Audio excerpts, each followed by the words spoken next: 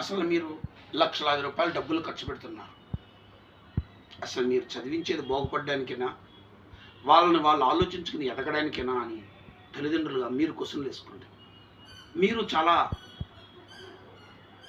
మీరందరూ కూడా చాలా బిజీగా ఉంటున్నారు, అనేక రకాల ఒత్తిడికి లోనవుతున్నారు, అనేక రకాల వ్యాపారాల్లో, ఉద్యోగాల్లో నిమగ్నమవుతున్నారు. కానీ బాధ్యత లేని స్కూళ్ళు, బాధ్యత లేని టీచర్లు మధ్య పిల్లలు నలిగిపోతున్నారని తెలుసుకోండి. వెనకట్లాగా బాధ్యత కలిగిన టీచర్లు వాళ్ళు లేరు.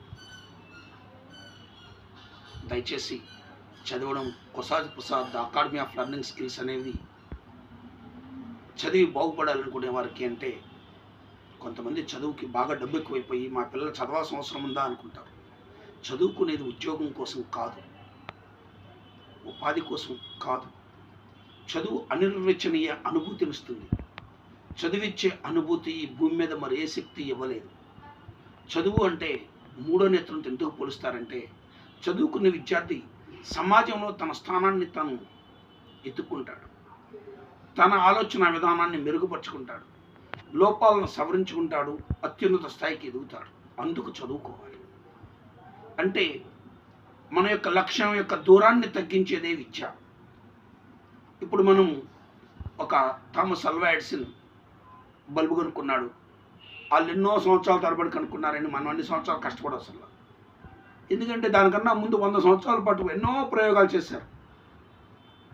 500 ప్రయోగాలు చేస్తే సక్సెస్ అయింది లాస్ట్ ప్రయోగం.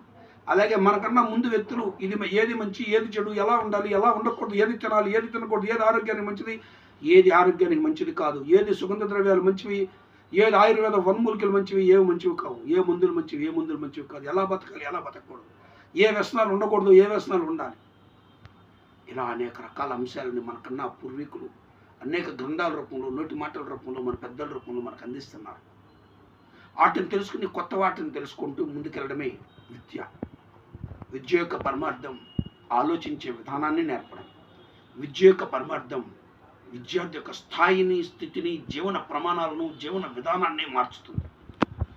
అంతేగాని క్రైమ్ నేచర్ పెరిగి అసమర్థుల్లా, అజ్ఞానుల్లా బతకడానికి చదువు పనికిరాదు. పిల్లల్ని ప్రయోజకులుగా మార్చండి. నమస్తే.